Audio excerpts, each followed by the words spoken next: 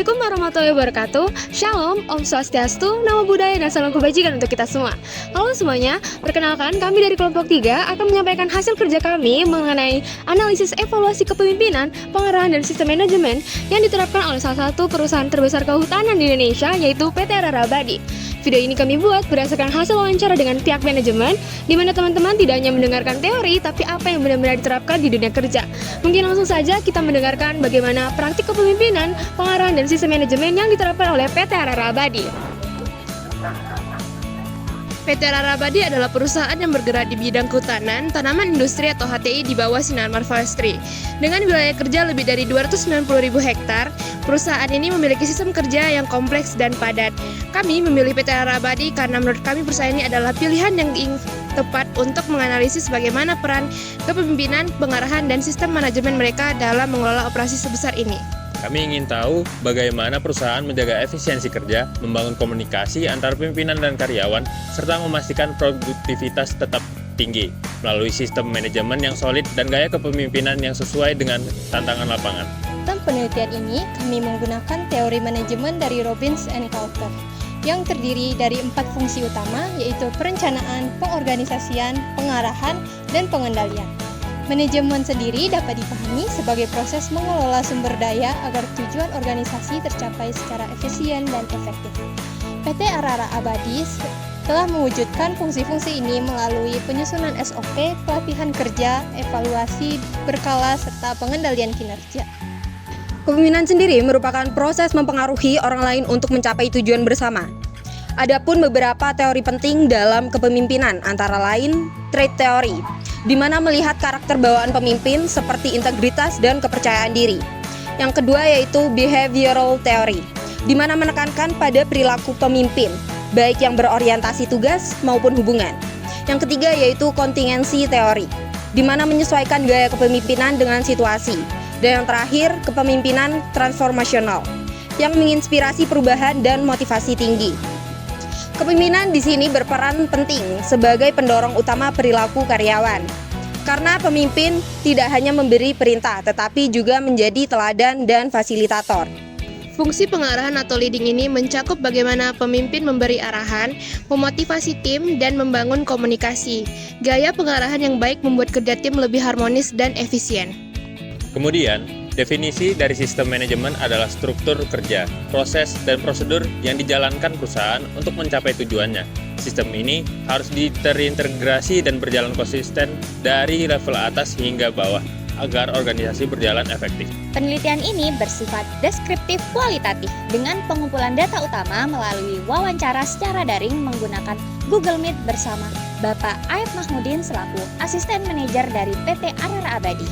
Wawancara yang kami lakukan mencakup berbagai topik seperti gaya kepemimpinan, penerapan SOP, proses pengarahan, dan sistem motivasi karyawan.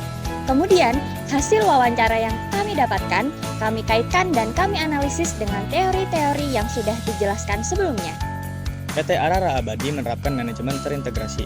Mereka memiliki SOP di setiap departemen yang kemudian dikompilasi menjadi satu standar prosedur perusahaan. Karyawan juga diberikan pengarahan rutin dan juga pelatihan kerja. Evaluasi juga dilakukan secara berkala sebagai bagian dari fungsi pengenalan untuk memastikan semua berjalan sesuai prosedur. Perusahaan juga menerapkan prinsip continuous improvement dan juga smart tools. Gaya kepemimpinan yang diterapkan oleh PT Arara Abadi bersifat transformasional dan partisipatif, di mana pimpinan bukan hanya mengarahkan, juga mendorong kontribusi karyawan dalam pengambilan keputusan. Pimpinan berperan sebagai teladan, memotivasi karyawan, dan juga menciptakan lingkungan kerja yang terbuka. Dalam pelaksanaannya, perusahaan tidak hanya menganut satu gaya kepemimpinan yang kaku, melainkan menyesuaikan dengan kondisi lapangan yang ada. Dalam hal ini, kita dapat ketahui ini merupakan pendekatan situasional di mana gaya kepemimpinan disesuaikan dengan kesiapan dan kemampuan bawahan. Namun, dalam kondisi tertentu, keputusan tetap diambil secara tegas sesuai dengan teori kontingensi. Pengarahan diberikan secara komunikatif dan empatik menggunakan bahasa yang mudah dipahami oleh seluruh karyawan. Arahan tidak hanya diberikan pada saat briefing, tetapi juga saat turun langsung ke lapangan. Evaluasi bersifat terbuka sehingga mencerminkan adanya kepercayaan antara atasan dan karyawan. Pendekatan ini memperkuat efektivitas kerja tim dan membangun adanya saling menghargai dalam perusahaan PT Arara Abadi. Dalam hal motivasi, perusahaan mengombinasikan pendekatan preventif dan reprensif. Karyawan yang menunjukkan penurunan semangat didekati secara personal terlebih dahulu. Dan jika belum ada perubahan, akan diberi pelatihan ulang atau sanksi sesuai prosedur. Namun, motivasi yang digunakan masih didominasi oleh faktor ekstrinsik, seperti insentif dan sanksi. Padahal menurut ekspektansi teori, motivasi bisa diperkuat dengan memberikan kejelasan hubungan antara usaha, hasil, dan imbalan yang relevan. Meski demikian, budaya kerja di PT Arara Abadi secara umum sudah positif. Karyawan disiplin, terbiasa dengan SOP, dan menjalin komunikasi yang terbuka dengan atasan. Budaya kerja di perusahaan ini sangat tertib. Karyawan terbiasa bekerja tepat waktu, menyampaikan laporan rutin, dan juga menjaga aset perusahaan. Pimpinan membangun komunikasi dua arah dan menggunakan pendekatan personal saat terjadi masalah yang memperkuat loyalitas dan produktivitas tim. Berdasarkan evaluasi kami, dapat disimpulkan bahwa PT Arara Abadi telah menerapkan kepemimpinan yang efektif dan sistem manajemen yang solid. Fungsi-fungsi manajemen dijalankan secara sistematis, pengarahan dilakukan dengan pendekatan manusiawi, dan budaya kerja yang terbentuk cukup positif. Namun, masih ada ruang pengembangan khususnya dalam aspek motivasi yang terlalu fokus pada faktor eksternal. Ini merekomendasikan agar perusahaan mulai memperkuat pendekatan motivasi berbasis harapan, memberikan pelatihan kepemimpinan situasional, serta membangun sistem penghargaan non-material, seperti pengakuan dan kesempatan karya. Hal ini dapat membuat semakin mendukung terciptanya lingkungan kerja yang produktif dan berkelanjut. Melalui proyek ini, kami mendapatkan wawasan baru mengenai bagaimana teori yang kami pelajari benar-benar diterapkan dalam dunia kerja.